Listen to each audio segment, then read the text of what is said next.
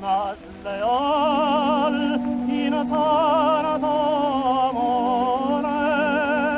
segnasti la core donna tua mortal ahimè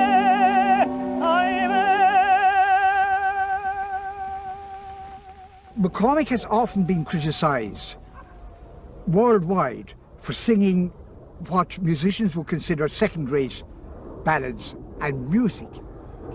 And yes, he did. But there are a few points to bear in mind. McCormick never descended to second-rate music. If he sang a ballad that was trite in content, he would raise it up.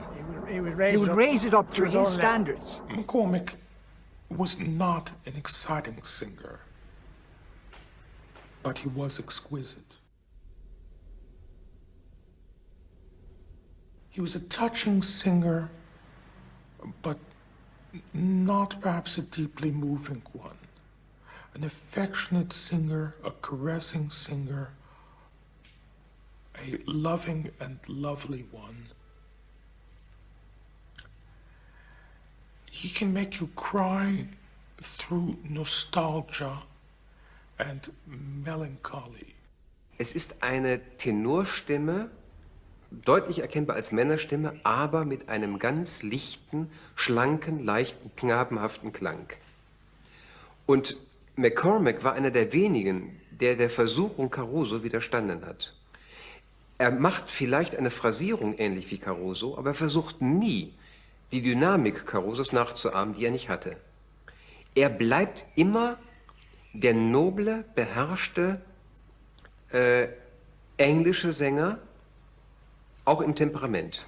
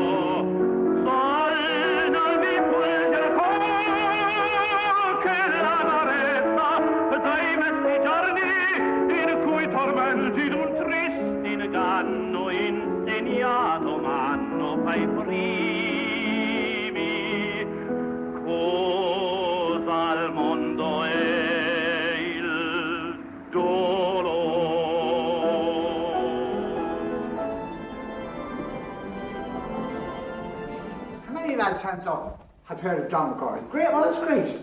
Now, do you know anything else about him? He was a great Irish singer, wasn't he? Known internationally. He sang all over the world. And something else about him, can somebody tell me?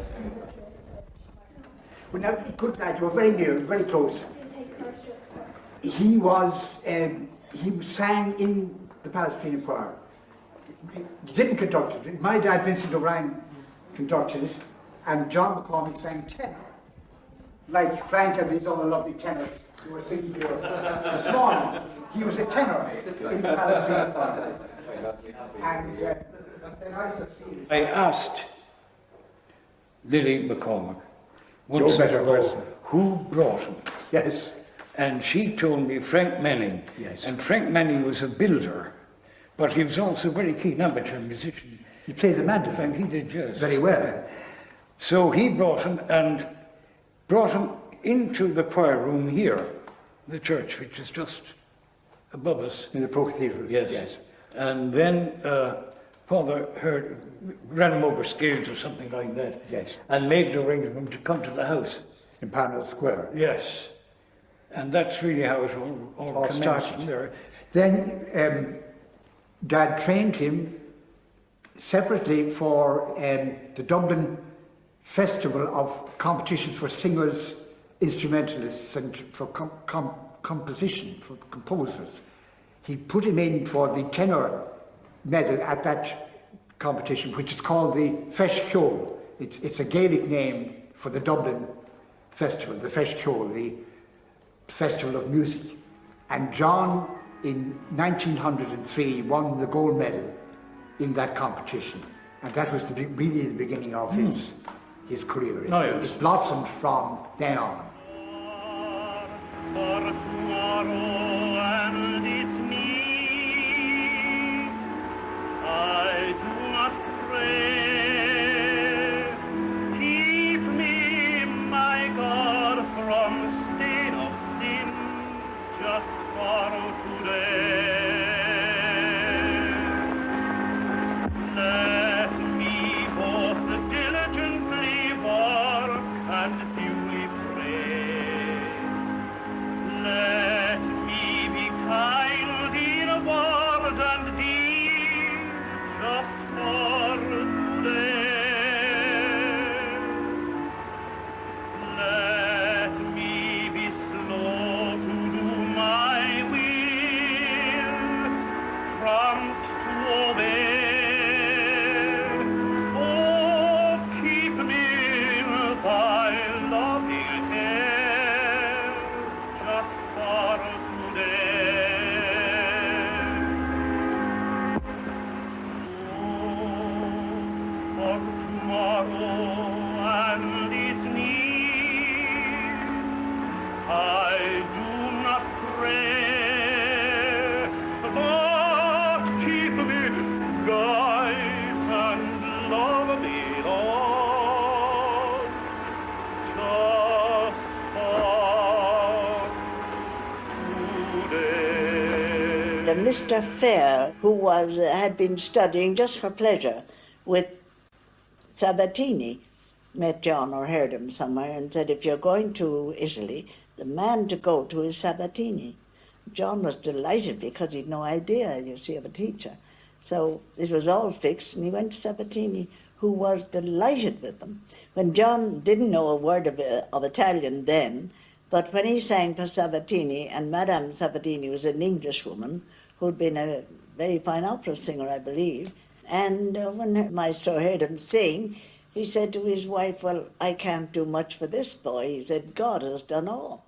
John had a deep faith and trust in God, and he made a point of including at least one sacred song in his concerts. Very often it would be a song, an Ave Maria, a song in honor of the Mother of God, but he'd always have some sacred song in his concerts because he felt that God had given him a unique gift, and that in this way he would praise him in song. In 1932, we had in Dublin a Eucharistic Congress. John was asked to sing the Panis Angelicus by César Franck.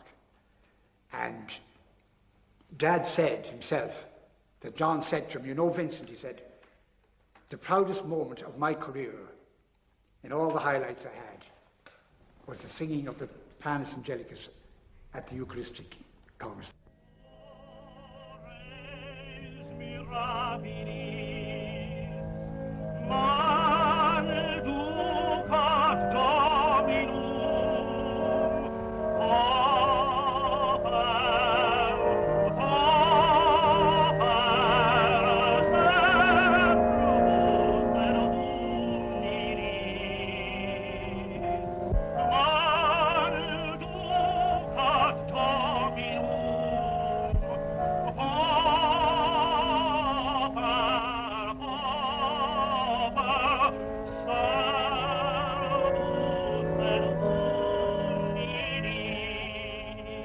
She was only, I think, 23, the youngest tenor in Covent Garden to take a leading role.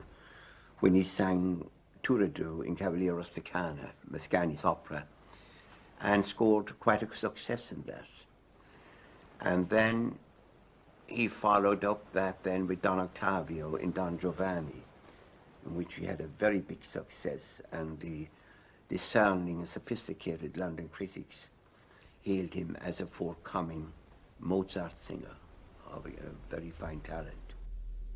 A performance of Don Giovanni and Furtwängler was conducting, and when John sang the Il mio tesoro, Furtwängler put down his baton and led the applause.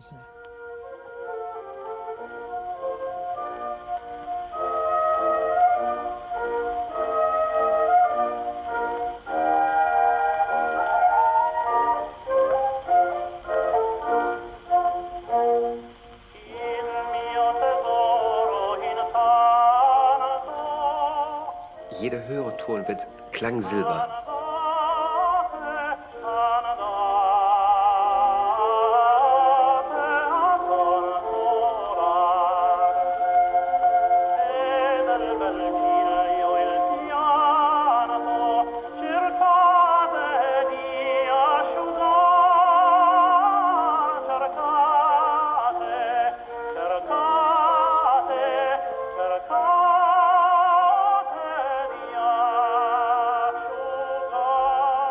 Jetzt kommt eine lange Haltenote, ein F. Und immer mehr Dynamik, immer mehr Öffnung.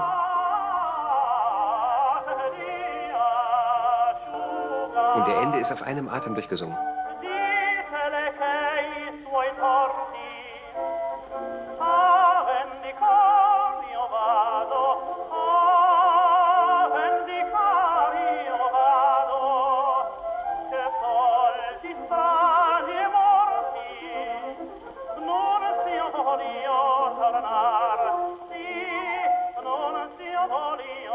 Und gleich kommt nach der ersten Strophe eine lange Koloraturkette wie eine Brücke in die zweite. Jeder Ton ist wie eine Perle aneinandergereiht.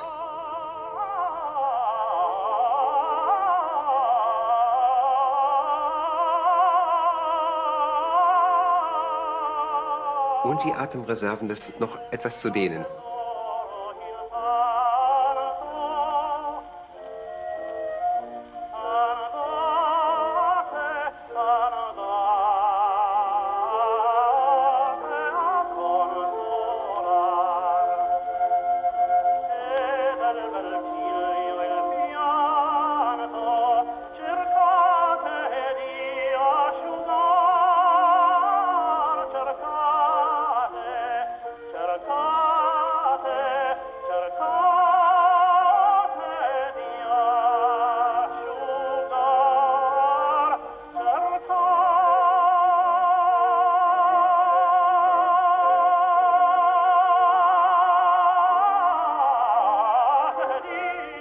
Und immer noch die Atemreserven.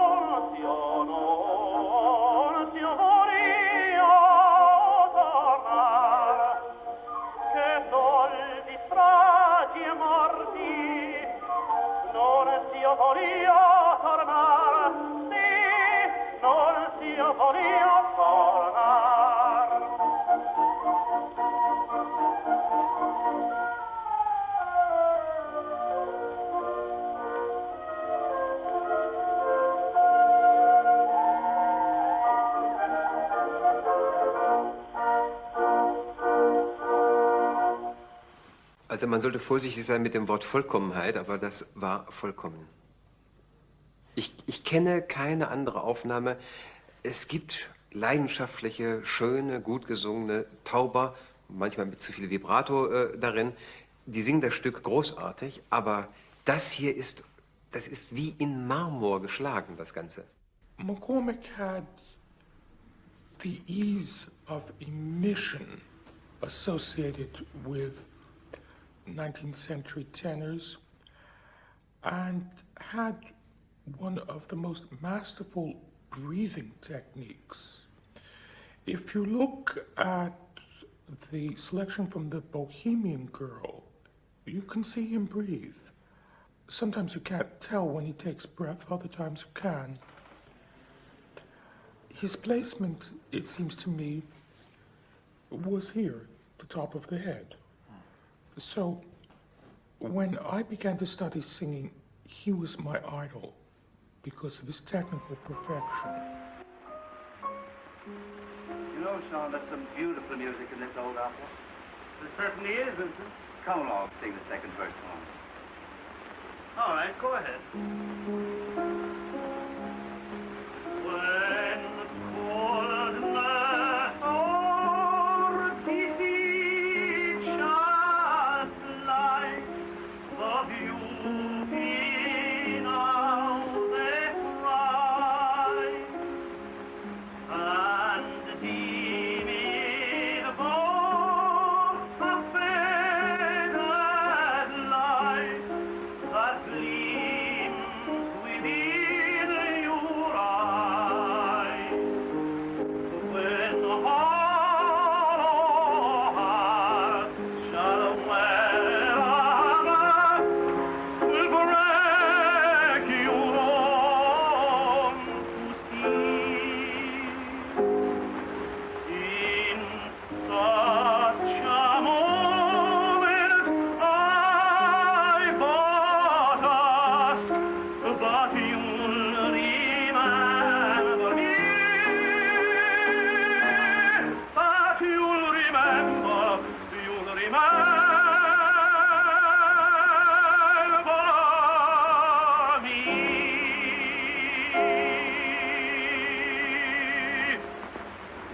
You should never have given up your career. You know the reason why I did, Vincent? So McCormick had a good vocal technique all his life. But he gave up opera very young. I mean, he was only 39. But that was to say, he was totally independent financially. In 1 year alone, he would make $300,000, which was huge. He was the Pavarotti of his time. He liked to have a Rolls Royce, and he did give his son, Cyril, everything under the sun, too much so for a young boy. He should have waited. I always say that. But he wanted the children to have everything. He wanted me, my goodness, he wanted me to have everything. When we were first married, he gave me a little pin, a lovely little shamrock pin, and he said, "Now, Lily, this is not much. The best I can do right now," but he said, "when I make some money, you're going to have anything you want." And I had everything that anybody could have. Tonight I've been asked to introduce John Count McCormack, speaking about his life and about Liam Breen and his interest in the John McCormack Society. So in general, I'd just like them to have them a chat about their association with the great John Count McCormack. Growing up in the shadows, so to speak, of John McCormack was a strange experience at first as a child, because he was just my grandfather and he was my father's father, and it was quite a shock in many ways to discover the reverence in which he was held by a great many people. And I suppose as a child trying to find my own identity, I denied a lot of it and tried to put it away from me and say, I want to be me, I don't want to be somebody else's grandson, I want to be me. And it took me a long time really to accept his greatness and what it meant to other people, and consequently what it meant to me.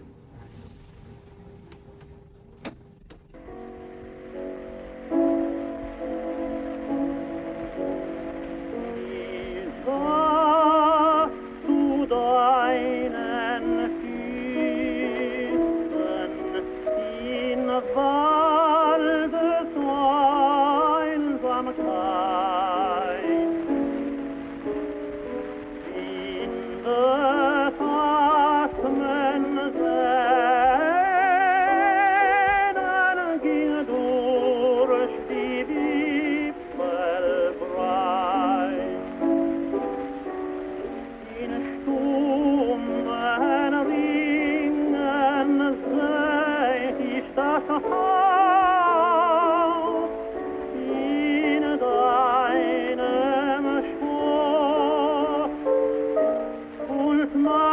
beben den Hähne da, deine Knie schla. Meiner beben den Hähne da, deine Knie schla.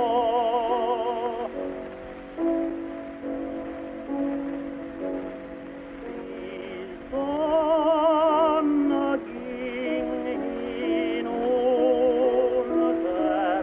der Tag verglühte all.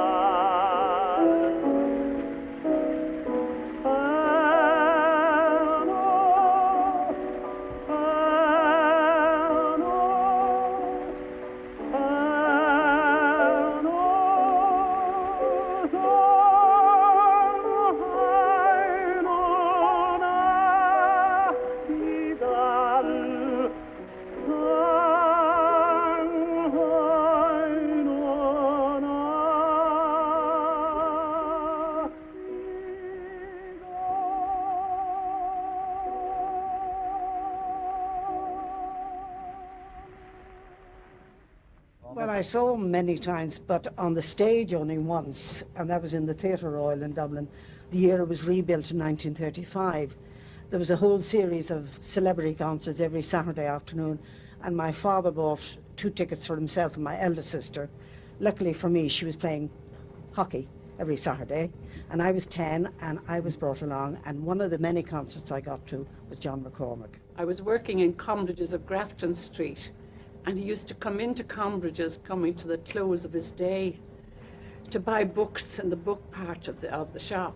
And somebody whispered to me that the great John McCormick was down there, and every time he came in, I sneaked down to be at least in the same department as he was in. That's about it, but apart from the fact that he has brought so much joy to all of us. And to this day, and please God, I hope, for the next generation, maybe they'll wake up that there was such a wonderful man in Ireland and all these beautiful songs. And thank you very much for having me here. That's lovely, thank you. Lovely, Maureen. Thanks very much. A copy of the song here, I Hear You Calling Me, which John McCormick made famous throughout the world.